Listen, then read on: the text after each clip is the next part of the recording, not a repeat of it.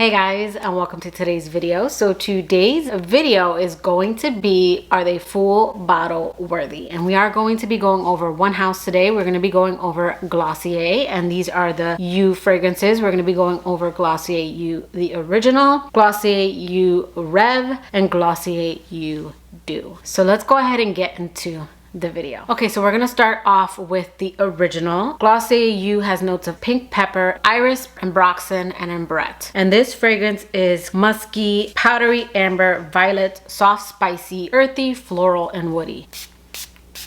When this fragrance opens, I get the iris right away, but the iris in this scent comes off more powdery, musky, and less makeup-y or lipsticky. Sometimes iris gives me that kind of nostalgic makeup-y vibe, or sometimes it can come off really lipsticky. And in here, I don't get that. I actually really enjoy the iris in this scent. When iris is blended very, very well, it can smell like iris, but without those elements, and that's the iris that I prefer. There's also something really sparkly in this scent that is reminiscent of pear. And I think that's why a lot of fragrances with pear are compared to this one. Even though they don't list it, I get pear. It's not strong. I did compare this to Clean Reserve's Radiant Nectar and Ariana Grande's God is a Woman, which are the fragrances I think of. And they are also listed in the fragrance this reminds me of on Fragrantica. When I put them side by side and nose to skin, that is the sparkly quality that I get, but when those have dried down and when this one opens up. So I get the same sparkly pear. Again, it's not listed in the notes, but when those fragrances have settled and have dried down, so the pear's already kind of off in the background, that's what I get at initial spray, and then that goes away. And then this scent does remind me of Juliet Has a Gun, but when Juliet Has a Gun is in the deep dry down and you get that ambrette kind of ambroxan, that's what you get in this one. So while this one does remind me of other scents, it's pulling from other scents, so it doesn't smell exactly like those scents. But I can see why there are so many comparisons. Now, with that said, would I get a full bottle? Yes, I would definitely get a full bottle of this one if I didn't already have so many perfumes, and if I wasn't already kind of tired of this scent profile. This is very reminiscent of a lot of the fragrances I just mentioned, with this one probably being my favorite. I can see why so many people love this fragrance. I didn't want to love this one because it's so hyped up. And if you guys know me or watched my channel, you know I don't like using that word. But this one is hyped up a lot on Instagram and on Facebook, and I'm sure on TikTok. I will say that Glossier You is really, really nicely done. I do enjoy the iris that's in here. I do enjoy that sparkling opening that I get. I like the dry down. And again, out of all the fragrances that I mentioned, this one would probably be my favorite. But this one isn't unique to me. That is where I don't agree. I've heard people say that this scent is unique, and while I find it to be the best out of the ones I've mentioned, it's not unique in my opinion. It's been done. I just think it's been done the best for me. Like, out of all the ones I've talked about, this one is the one I prefer. And it's one that had it come out before, I would have definitely added this to my collection. So I do think this one is full bottle worthy. So again, that's Glossier You. All right, next we have Glossier You Rev. And this is considered fruity, musky, woody, powdery, almond, iris, sweet, floral, amber, and nutty. This has top notes of buttercream, middle notes of plum, almond, iris, sandalwood, and base notes of ambrette and ambroxan. I think the reason why I like this one in the beginning, I don't really get plum. I do get something kind of fruity sweet, but very, very faint in the opening.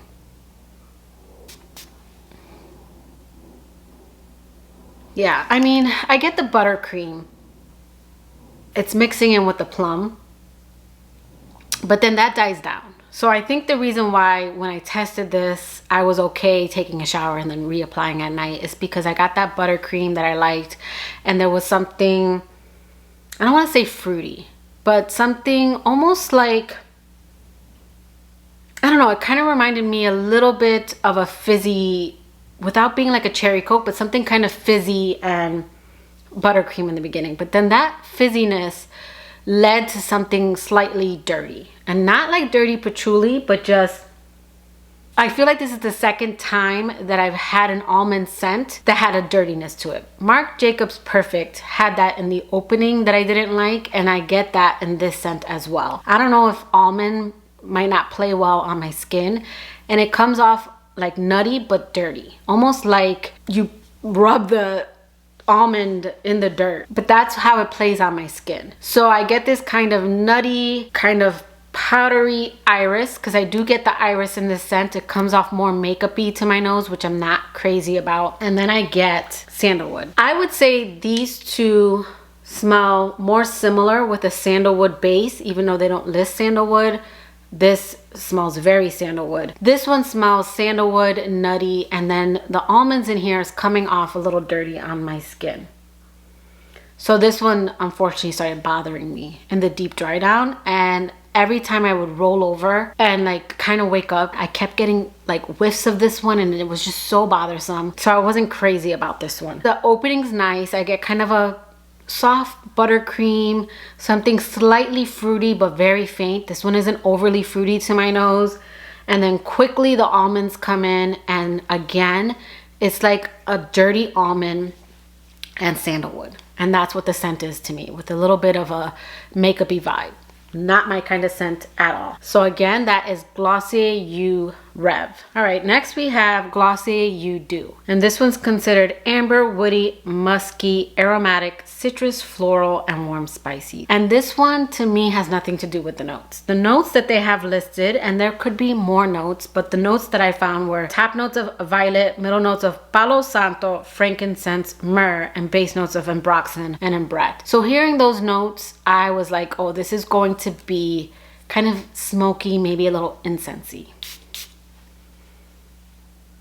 No, I still get that kind of soft eggnog scent. If you guys saw my first impressions, I said I got something eggnog. Now it's not straight up eggnog. It's like something clean, musky, and something kind of eggnog in the background. It's really pretty in the opening. I do like the way this scent opens. And then to me, this settles to a cozy, warm, creamy sandalwood scent. Even though they don't list sandalwood, I get a creamy, cozy sandalwood. Looks like a cashmere wood in the base. I get the ambrette and ambroxan, but it's not as loud in this scent. It's kind of adding a clean, musky feeling to this one. For me, it's the deep dry down. This scent, I love the opening, but the deep dry down reminds me of other fragrances I have, but I prefer those other fragrances over this one in the deep dry down. I want to compare it more side by side, but this is giving me Salt and Stone, Santal and Vetiver vibes. Also Van Cleef & Arpels Santal Blanc. That one has a nice kind of figgy sandalwood scent to it. This one in the deep dry down, it's just, I don't know. It's a like, but not a love. But the opening of this one, I do enjoy.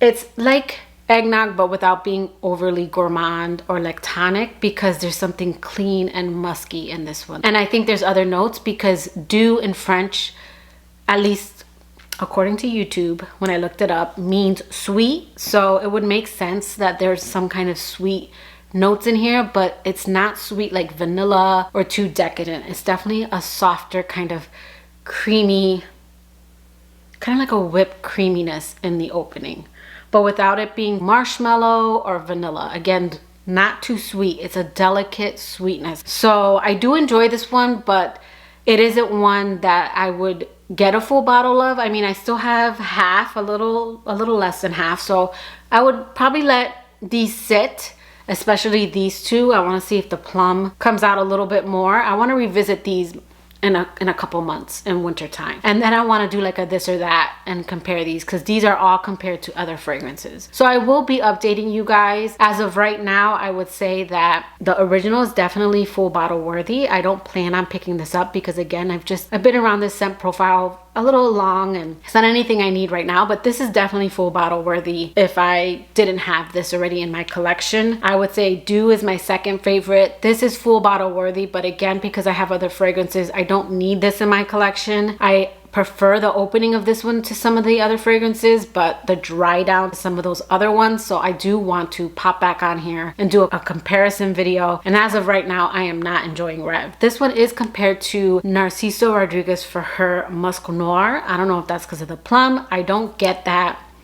I think it's the almonds that just do not play well on my skin. So this one is not a favorite of mine. Okay, so performance. I would say all three fragrances have really good longevity. This one to me projected the most, but it could be just because it annoyed me. I would say that the original and Dew, they project pretty decent for the first hour or so, especially the original. This is one of those scents like Juliet Has a Gun and other scents with Ambroxan and AMBRE that I feel like you kind of go nose blind to it.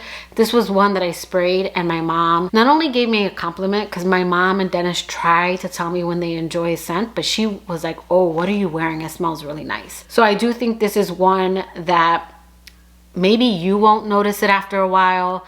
You kind of go nose blind to it, but other people would notice. They all passed the overnight test, spraying them on around like maybe 7 or 8 o'clock at night, and then waking up and I could still smell them. This one being the strongest, Rev. And then I would say projection, this one to me projected a little bit longer, 2-3 hours, while these two, the original and Dew, was a little bit more like maybe the first 30 minutes to an hour.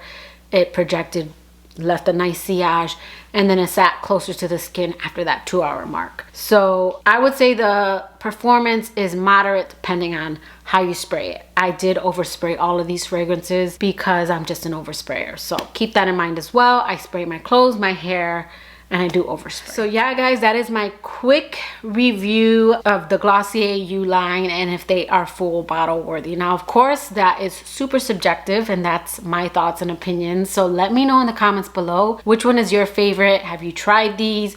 Which one do you prefer? But that will do it for today's video. I hope you liked it. If you did, please give it a thumbs up and I will catch you guys in my next video. Bye, guys.